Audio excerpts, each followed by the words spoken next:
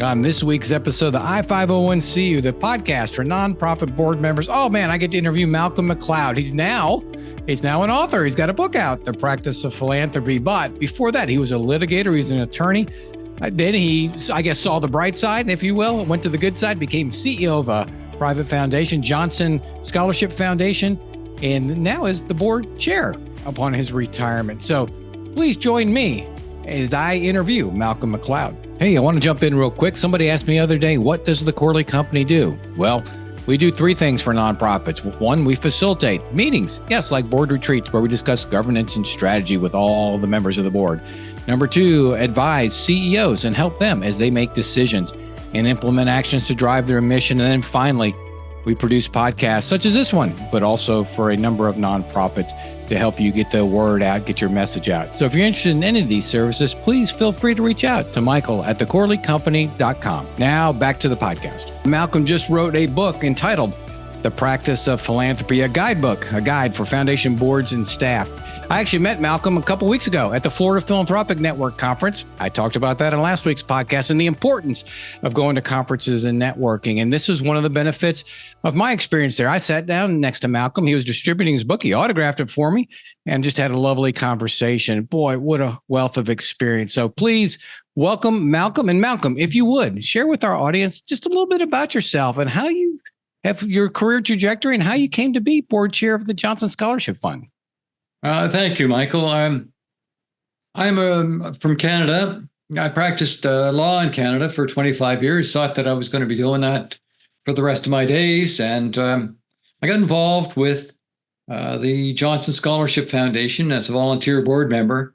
That was back in the early 90s. And I like to say that it gradually took over my life. I took on more responsibility. And finally, the president came to me and said, well, would you go on the grant committee? I said, no, I can't do that.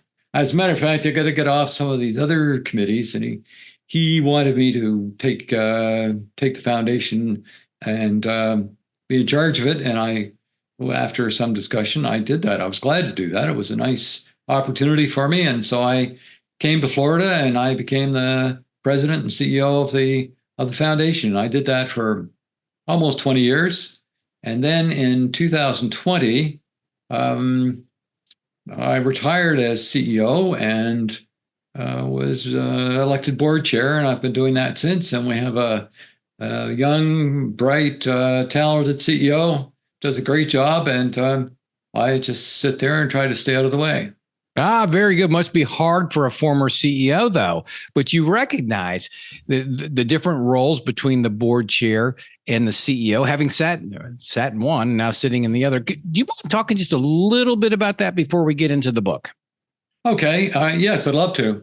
It really, it's the CEO's job to run the foundation, to do the work, to manage the staff, and it's the board's job to oversee that work, to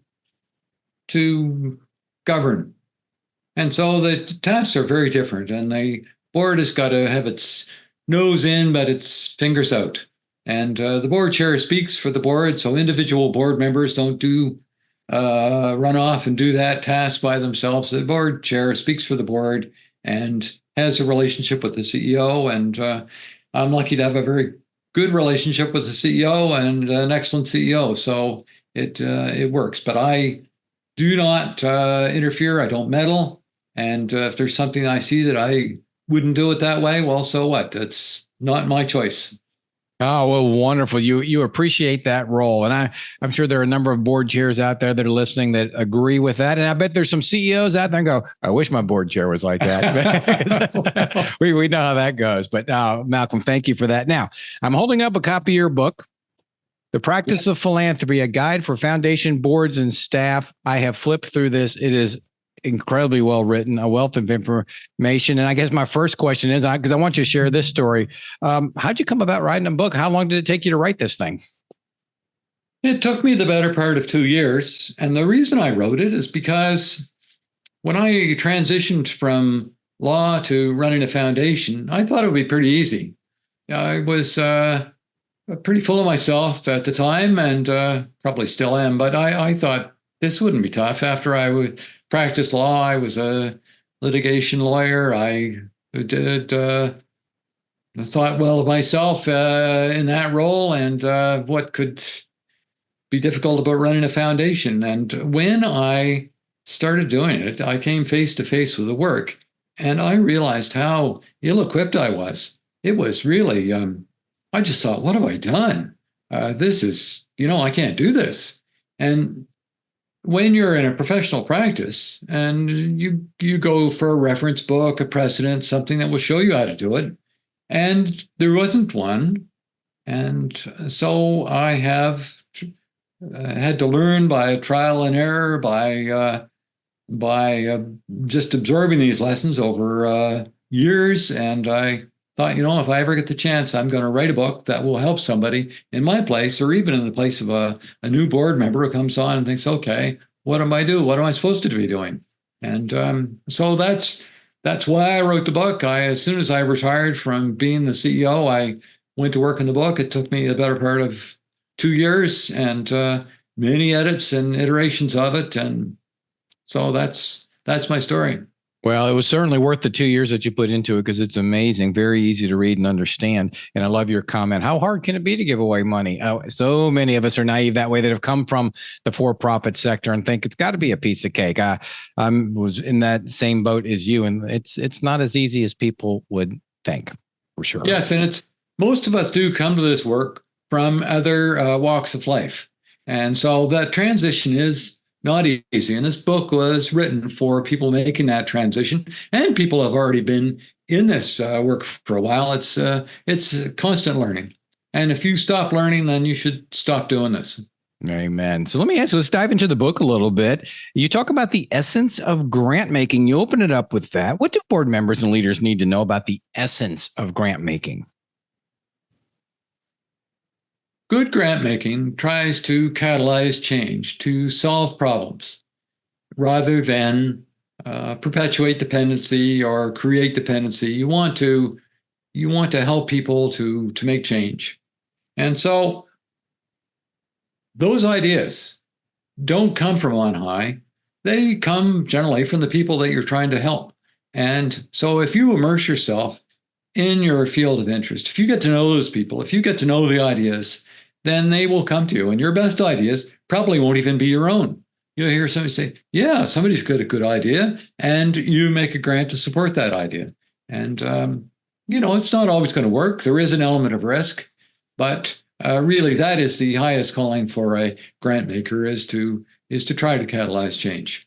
And so the good news is that you don't have to be brilliant. You don't have to be very wise and know everything. All you've got to do is work hard. You've got to get to know the people that are in your field of interest, get to know the issues, and listen, because they have something to tell you, and your ideas will come. Knowledge begets ideas, and ideas beget change.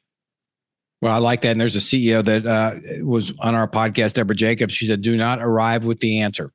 Cannot arrive with the answer. Let the answer emerge by asking people. And it sounds that's exactly what you're saying, been your experience. Yes. So that's the giving out side of the money. Big part of the foundation side is the investing. It's the preserving of the capital. It's using those assets through the endowment. What have you found to be some really solid principles of foundation investing?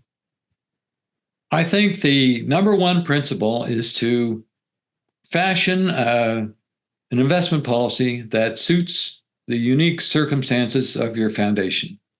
And by an investment policy, I mean asset allocation. How are you going to allocate the foundation's assets? You're going to buy bonds, you're going to invest in stocks. What are you going to do? And so if your foundation needs stability, if you need to support a museum, or you need a steady income for something else, then you'll value stability in your investment performance, not too much volatility. And on the other hand, if your foundation aspires to be perpetual, and most of them do, then you'll want high investment returns. You'll want the best returns over time that you can get. And so you'll have to have more equity. And it's asset allocation, not smart stock picking, that drives returns. And so you will need to allocate your assets to produce a sustainable return. And by sustainable, I mean 5%, which is what you're required to give out every year, plus inflation. So that's generally around 8%, 8.3%. And that's hard to do, especially in a sort of slow growth world that we live in now, which is the developed world here. So you've got to allocate to equity and accept some volatility and accept the ups and downs within and stick to your asset allocation. So when the market goes down a little bit, don't be afraid and sell all your equity. And when it goes up, don't be greedy and start piling into it. Just stick to your asset allocation, stick to your discipline. And over time, that has proven in the past to be the way to reach sustainable returns. And the other thing is control your costs. Don't pay your so much for investing that you can't earn a sustainable return. You really need to watch fees. The power of compound returns is astonishing, and even small amounts of money that you pay in fees will cost you a lot in the long run. Oh, very wise advice. And so how throughout your time as CEO, how did you keep the board abreast of investments, of even the discussion on investment policy? Because your board members probably came and go a little bit. I'm sure you had some turnover, and I'm sure somebody comes in and has an idea. How did you keep them in line, for lack of a better way of saying it? Well, it is, it's all leadership. So you want an investment committee that has the trust of the board. And your CEO and your board chair should probably be on that committee. You should also have at least one professional investor in that committee that is trusted by the board.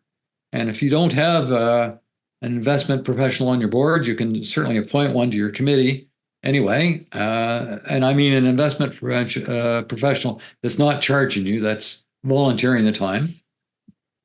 So you need a committee, an investment committee that the board trusts. And the other thing, you need to be totally transparent with the board. Tell them what's going on. Tell them what you're doing. Report to them often. Give them everything. In 2008 and 9, when the market was just awful, we were losing upwards of $30 million a month.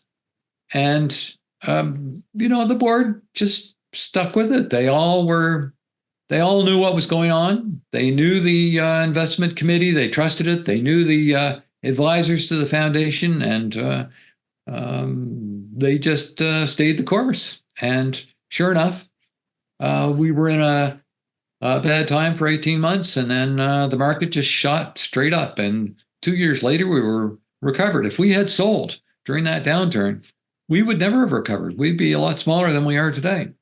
Oh, no doubt. And I'm sure several folks did that. Unfortunately, you're absolutely right. What I'm hearing you say is build that trust through that transparency that's so important.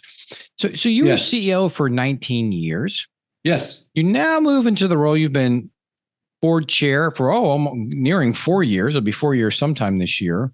Yes. Talk a little bit about the difference in governance as a CEO versus a board chair. Well, roles. I'm still learning, but you should ask the CEO that question too.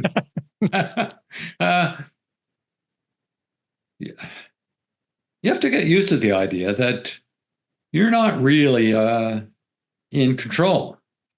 And you never were, really. But especially as board chair, it's not your show anymore. And what is your show, though, is oversight. And you better know what's going on, and you need to understand that. But and know that the foundation is acting in its best interests and following its mission, following its strategy, and that's really all your job is. And you watch your CEO and the CEO staff, and as I say, I feel fortunate that we have a very good CEO and that things are going well. We've continued to follow our mission and follow our values and act according to our values. And So it's been a relatively easy task for me. It's probably been easier for me than it has been for the CEO. Well, that's probably always the case, right? Yeah. And so now when you were CEO, how did you structure the relationship with your board chair? You probably had multiple board chairs over that time. In terms of communication, did you set a scheduled meeting? I'm looking for some application for the CEOs out there. How did you, quote unquote, manage your board chair in that relationship? Michael, I was appointed before Sarbanes-Oxley, and it was a pretty old-fashioned group, and so I was president and CEO. So I enjoyed both hats, and that was good and bad. And at some point, the one of the board members said, "Look, this isn't really great practice to have you as chairing the board meetings and also CEO."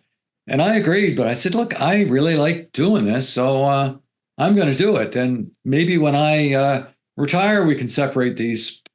How about that?" So the board agreed with that, and it worked. It worked because we had such a great board. But I think actually it's quite a bit easier now with a CEO and a separate board chair, because when I had to do both jobs, I would often run into a situation where I was not totally in accord with what the board was thinking, and I really didn't have a voice to speak for me. I couldn't say to them, "Look, you guys, you act right." I couldn't do that at all.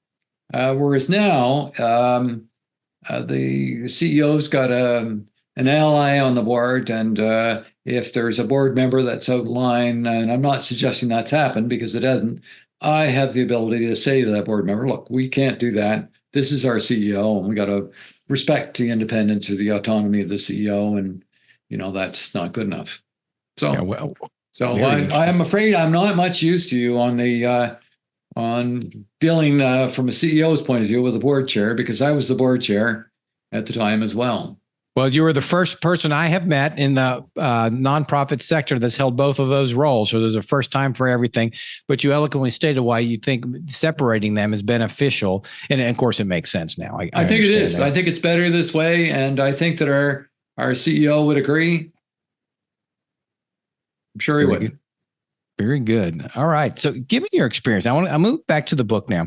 How do you advise foundations to approach values, mission, strategy, and vision? That whole strategy. How do you what would you advise foundations in that regard? Take your time. It is the bedrock upon which everything rests. And people that think, "Oh, we don't need to spend much time on that. Let's get to the grant making." They are totally on the wrong side of that issue, in my opinion. You've got to, every foundation is different. Every foundation has a different story, why it was founded, who founded it, what they were thinking, what they wanted. And really, that's the beauty of foundations, is that they are so different. And you want to capture the foundation personality in your values, in your mission, in your vision, and of course, in your strategy. And the reason you have to do that is because if you don't really define who you are, then it's going to be impossible for you to make a significant difference. If you don't know where you're going, then your road will get you there, as the old cliche goes. So you really have got to know that, and you've got to define yourself and define what it is you want to do. You can't do everything. The whole point is a focus, and focus your activity, focus your grant making, find an area that you can understand, that you can learn, that you can make grants in, and make a difference. Stay in that swim lane. I think that's critically important. Everybody thinks, "Oh, you've got all this money." And reality is, you said yours was over 200 million, or at least I read that. I mean, that's a lot of money, but it isn't, when you're trying to make a change. So you really got to be laser focused and understand what's happening in that specific area.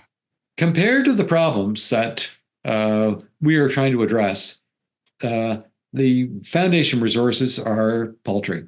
And I used to say, well, we're not the Gates Foundation. We can't do everything. But I heard Melinda Gates say once, we can't do everything either. As a matter of fact, our resources are small compared to the problems we're trying to address. And she gave an example that I think they had an endowment of about $50 billion at the time.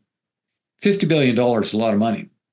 But that money, never mind the grant budget, but her whole endowment wasn't enough to run the California school system for a year. Think about that.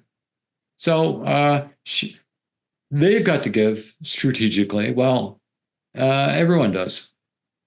Well stated. You're absolutely right. The resources are paltry. I like that word. So you were CEO. You said in your book you had an epiphany about the grant making process. What was your epiphany? Well, it was the power imbalance between the grant maker and the grantee. I always understood that. I thought I understood it. So yeah, okay.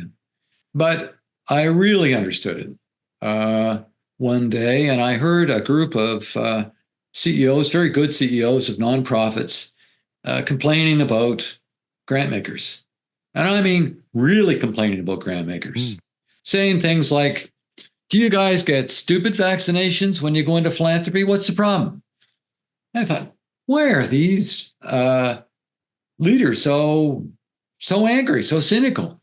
And I think the reason is because they have to deal with us, and they've got to go and ask for money from somebody who knows less about the problem than they do, from somebody who might be arbitrary, and for somebody who can just say, "Oh, I don't like that idea," for no reason at all, and they won't be punished by the market. It doesn't matter. The foundation's grant making ability is uncorrelated with its fiscal well-being and its comfort. So these people can be as obtuse as they want and go home and have a nice steak and watch a movie and go to bed. They haven't got a care in the world. Whereas the nonprofit leader needs this grant money to keep the doors open, to keep the lights on. And so it's frustrating. And I'm not suggesting that philanthropists are uncaring or obtuse. As a matter of fact, I think grant makers have never been better. But there is that disconnect.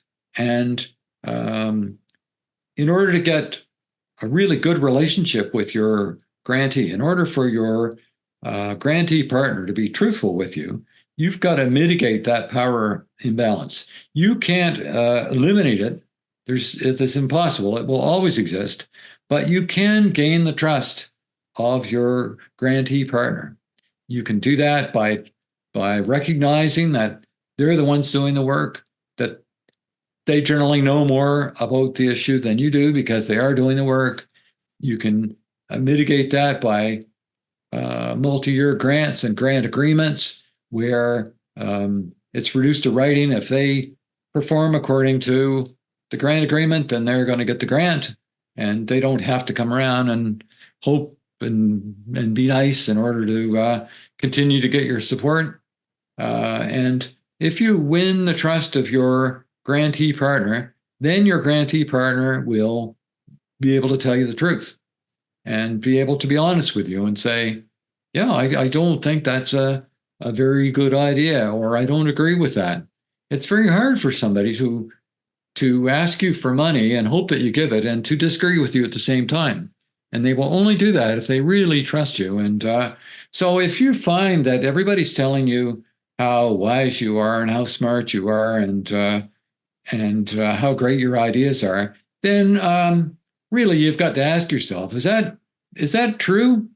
Was it like that before I went into philanthropy? Did people sort of line up to tell me how smart I was? I don't think so. They used to line up to tell me how bad my ideas were. So if you find that you're getting that kind of talk and not much else, then you're probably not enjoying an honest relationship with your grantee partners. And if you're not enjoying that honest relationship, then it's going to be harder to do your work. So be objective. It's not about you. It's about the work, and try to enjoy an honest relationship. And if they are being critical of your ideas, then good for you. You've gotten somewhere. Oh, very good. And I think the key thing is there you can never eliminate that dynamic, but you can manage it and you can work towards reducing it. And I've heard that any number of times. That's a challenge for nonprofits. So I'm glad you Yes. stated that and wrote about that. Really, really important. So I want to go back to the investment side of things and managing investment managers and a board managing the investment managers. What is their obligation? Can you just paint that picture, that landscape a little bit? Well, the legal obligation, of course, is to be prudent, to be a good fiduciary, a good steward. And if you've got an investment advisor, a consultant, or somebody reputable advising the foundation, and you're taking advice, not always following it, but listening to it, you're probably going to pass that hurdle. But really, the obligation is in much the same as grant making. You've got to find investment managers that you trust, understand what they're doing, and let them do it. And so, if you have an investment manager that underperforms the market in a year or a quarter or even a couple of years, you don't just say, "Okay, that's enough of that," and get rid of them. You need to understand that. Okay, why are we underperforming the market? And if it's that they're following their strategy, that their strategy is sort of not in favor right now, but it will pay off. And if you believe that and they're doing what they said they would do, then probably stick with them. Reversion to the mean means that it's gonna come back. And if you sell them when they're down, you're probably leaving money on the table. So I guess my short answer is understand what they're doing and supervise them, read everything they write, and watch for changes in personnel. If they're losing key people, that's a warning sign. If they're not following their strategy, that's another warning sign. But all other factors equal, if they're doing what they said they would do, and they're just down for a quarter or a year or even two, they'll probably come back. So it's like oversight of the CEO. It's oversight of the investment manager, and that's the role the board plays. And keeping up with and asking those questions. Yep. The key is asking those questions. I'm going to ask you as we start to wind down. Your advice to a CEO running a foundation, and your advice to board members in their roles. So CEOs, somebody came up to you and said, "Hey, Malcolm, I'm a new CEO. What advice would you give them?" So my advice to the CEO would be that their currency is trust. And if they earn the trust of the board and they keep the trust of the board, then they'll be fine. They'll be able to do whatever they want. And trust starts with transparency. They need to be transparent. They need to act in the best interest of the foundation. They need to always put the foundation first ahead of their own personal interest. And if the board believes that they're doing that, if the board trusts them to do that, then they're fine. And then go and do it. Take risks, build a culture of risk. The board will understand that not everything is going to be a smash hit, that there will be failures, that failures are an opportunity to learn, and that risk taking is a vital part of the process and a good part of the process. That would be my advice to a CEO. And get out of your office. Above all things, get out of your office. I like that last one, but your first one, the currency is trust. Your currency is trust. Oh, I love that. That's a soundbite. And you're probably going to see it on social media. I really like that. Giving you full credit, of course, Malcolm. So how about for a board member? What advice would you give to a new board member? Listen. A new board member needs to listen. All board members need to listen. All grant makers need to listen. Listening is an underutilized strategy. It's an undervalued strategy, but listen to everything. And, but also be independent. Don't just sort of agree because you think other people agree. There's a wonderful story, the Abilene paradox. And it's about this family in Texas. And it's a hot day and a dust storm, and they all agree to go to Abilene in the car, and the car is not air conditioned, and it's just horrible. They go and they have this awful lunch, and they come back, and the son-in-law's there and say, well, wasn't that a great trip? And the mother-in-law says, that was horrible. I didn't enjoy it at all. And they realized after they got back that none of them really wanted to do that. But they all agreed because they thought the other guys wanted to do it. And so the board is a bit like that. And I think if you're on the board, managing agreement is more difficult than managing disagreement. Boards don't often disagree and get at each other's throats. More commonly, they agree. So, oh, yeah, that's a good idea. Oh, yeah. And they just do disastrous things because of groupthink or the desire to please each other. So if you're a new board member, just because you're new, listen, but don't go against your better judgment. Speak up. Board members need to speak up, not just to talk to hear themselves talk, but talk to make their views known. Don't be afraid to disagree. Oh, wonderful. And there, wise advice from an attorney, a former CEO, a current board chair, and now author, Malcolm MacLeod, The Practice of Philanthropy. Malcolm, thank you so much for coming on the podcast this week. You're doing so much for the industry, and I just want to say thank you. Well, Michael, thank you so much for having me. I've totally enjoyed it. All right, we just heard from Malcolm MacLeod. Now it's Recapping with Reed, where Reed shares 3 things that stood out to him from our podcast interview. Reed, number 1. So number 1 is that the board chair speaks for the board. I feel like we've had a lot of people say things similarly, but just the directness of that statement really resonated with me. Yeah, man, he manages the board. You're right. And Malcolm understands that. Number 2. Good grant making tries to catalyze change or solve problems, not create dependency. Yeah, very good. Interesting statement there. And you can unpack that for a long time in a conversation. And number 3.